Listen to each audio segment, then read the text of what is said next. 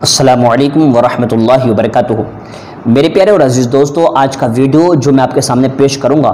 یقیناً جن کے دلوں پر تالے لگے ہوئے نہیں ہیں وہ اس بات کو ایکسیپٹ کرنے میں ذرہ برابر دیر نہیں لگائیں گے کہ واقعی قرآن جو ہے وہ اللہ تعالیٰ کی کتاب ہے اور اللہ تعالیٰ نے اس کو نازل کیا ہے۔ قرآن مجید میں اللہ تبارک و تعالیٰ ارشاد فرماتا ہے انا نحن نزلنا ذکر و انا لہ لحافظون، ہم ہی نے اس کو نازل کیا ہے اور ہم ہی قیامت تک اس کی حفاظت کرتے رہیں گے۔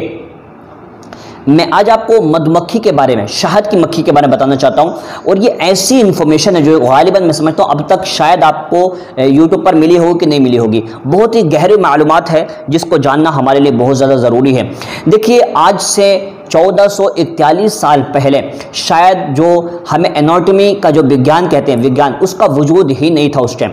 تو اس وقت ہمیں شہد کی مکھی کے بارے میں زیادہ جانکاری تھی نہیں، لیکن 1441 سال پہلے اللہ تبارک و تعالیٰ نے قرآن مجید میں سورہ نحل نازل فرمائی اور مدھو مکھی، شہد کی مکھی کے تعلق سے اتنی گہری بات بتائی کہ آج وگیان اس کو ایکسیپٹ کرنے کے لیے مجبور ہو چکا ہے۔ دیکھیے، بات یہ ہے کہ جب میں آپ کو یہ بتاؤں گا نا، تو ہر عقل رکھنے والا انسان اس بات کو مانے بغیر نہیں رہ سکتا کہ یہ جو قرآن ہے یہ کسی بندے کا لکھا ہوا ہے ہی نہیں، بلکہ یہ اللہ تعالیٰ کا کلام ہے، اللہ تعالیٰ کی طرف سے نازل کیا ہوا قرآن ہے۔ اس کو ہر وہ انسان مانے گا جس کے اندر ذرہ برابر عقل ہوگی۔ دیکھیے، میں آپ کو بتاؤں، عربی بھاشا میں مدھ مکھی کو کہتے ہیں نحل، اسی لیے قرآن مجید میں اللہ تبارک و تعالیٰ نے سورہ نحل دا 20 کے نام سے ایک سورہ نازل فرمایا۔ اللہ تعالیٰ اس سورت کے آیت نمبر 68 اور 69 میں ارشاد فرماتا ہے وَأَوْحَى رَبُّكَ إِلَى النَّحْلِ أَنِ اتَّخِذِ مِنَ الْجِبَالِ بُيُوتًا وَمِنَ الشَّجَرِ وَمِمَّا يَعْرِشُونَ ثُمَّ كُلِي مِنْ كُلِّ الثَّمَرَاتِ فَاسْلُكِي سُبُلَ رَبِّكِ ذُلُلًا يَخْرُجُ مِنْ بُطُونِهَا شَرَابٌ مُخْتَلِفٌ أَلْوَانُهُ فِيهِ شِفَاءٌ لِلنَّاسِ إِنَّ فِي ذَلِكَ لَآيَاتٍ لِقَوْمٍ يَتَفَكَّرُونَ۔ ان کا ترجمہ میں آپ کو بتا دوں، اس میں اللہ تبارک و تعالیٰ ارشاد فرماتا ہے کہ ہم نے، یعنی تمہارے پروردگار نے شہد کی مکھیوں کے دل میں یہ بات ڈالی، تو پہاڑوں میں جا کر اپنے چھتے بنا اور درختوں اور لوگوں کی بنائی ہوئی چھتوں میں اپنے چھتے بناؤ، پھر ہر طریقے کے جو پھول ہیں ان کا رس چوس کر لے کر آؤ اور سیدھی راہ چلو۔ فَاسْلُكِي سُبُلَ رَبِّكِ ذُلُلًا يَخْرُجُ مِن بُطُونِهَا۔ پھر اللہ تبارک و تعالیٰ فرماتا ہے مکھیوں کے پیٹوں سے پینے کی ایک چیز نکلتی ہے، پیٹوں سے، ذرا اس پر تھوڑا غور کریں۔ مکھی کے کہتے ہیں، اللہ تعالیٰ ارشاد فرماتا ہے کہ مکھیوں کے پیٹوں سے پینے کی ایک چیز نکلتی ہے، شہد، جس کے مختلف رنگ ہوتے ہیں، اس میں لوگوں کی بیماریوں کے لیے شفا ہے، اور اس میں شک نہیں کہ اس میں غور کرنے والوں کے اور فکر کرنے والوں کے واسطے اللہ نے بہت بڑی نشانی رکھی ہے۔ اب یہاں میں آپ کو بتانا یہ چاہتا ہوں کہ دیکھیے، پیٹوں کا اللہ تعالیٰ نے یہاں پر، کیونکہ عربی میں بطن کہتے ہیں پیٹ کو اور بطون یہاں کہتے ہیں پیٹوں کو، تو اللہ نے مدھو مکھی کے بارے میں بطن نہیں کہا بلکہ بطون کہا، یعنی پیٹ، بہت سارے پیٹ، اور بطون کا جو استدلال ہوتا ہے نا وہ تین یا اس سے زیادہ پر ہوتا ہے۔ تو اب دیکھیں، یہاں پر یہ سوچنے والی بات ہے کہ اسٹومچ، پیٹو یعنی اسٹومچ سے پینے کی ایک چیز نکلتی ہے، شہد۔ اب یہاں پر سوچنے والی بات یہ ہے کہ مدھو مکھی کے کتنے پیٹ ہوتے ہیں۔ آج ہمیں اناٹومی سائنس کے ذریعے پتہ چلا کہ مدھو مکھی کے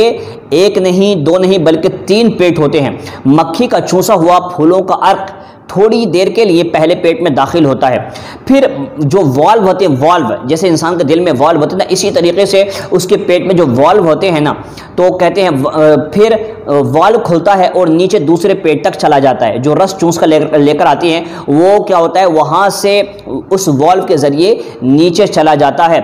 پیٹ تک جاتا ہے، اس کو شہد، وہ جا کر دوسرے پیٹ میں اس کو شہد میں بدل دیتا ہے۔ دوسرے پیٹ کے آخر میں ایک والو ہوتا ہے جو شہد کو مکھی کی ضرورت کے علاوہ اور تھوڑی دیر کے لیے تیسرے پیٹ میں جانے نہیں دیتا۔ تیسرا پیٹ مدھو مکھی کی آنتوں پر مشتمل ہوتا ہے، میں نے تیسرے پیٹ میں مدھو مکھی کی آنتیں ہوتی ہیں، تو کہتے ہیں تو وہ جب اڑتے ہوئے اپنا سفر کرتی ہے نا، تو سفر کے دوران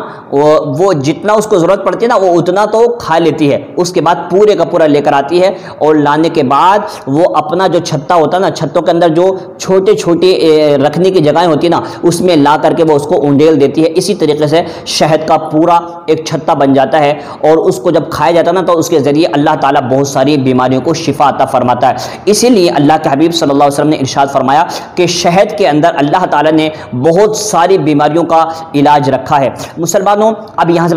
پتہ چلا کہ پاک ہے وہ ذات جس نے اپنے مخلوق کو سب کچھ دیا، اور اللہ تعالیٰ نے قرآن مجید کے اندر بے شمار آیتوں میں یہ کہا کہ لوگوں سوچو سمجھو غور کرو، قرآن میں سب کچھ موجود ہے لیکن تم اس پر غور نہیں کرتے۔ پتہ چلا کہ جو 1441 سال پہلے اللہ رب العزت نے مدھو مکھی کے پیٹوں کے بارے میں کہا تھا، آج ایناٹومی جو سائنس ہے وہ اس کے بارے میں بتا رہی ہے کہ مدھو مکھی کا ایک نہیں بلکہ 3 پیٹ ہوتے ہیں۔ یہی بات قرآن مجید نے آج سے 1441 سال پہلے بتائی ہے۔ تو یہاں سے پتہ چل گیا کہ قرآن یہ کسی انسان کے لکھا ہوا نہیں ہے بلکہ یہ اللہ تعالیٰ کی مقدس کتاب ہے۔ سورہ محمد کی آیت نمبر 24 ہے، اس میں اللہ تعالیٰ ارشاد فرماتا ہے افلا یتدبرون القرآن ام علی قلوب اقفالها، یعنی یہ لوگوں تم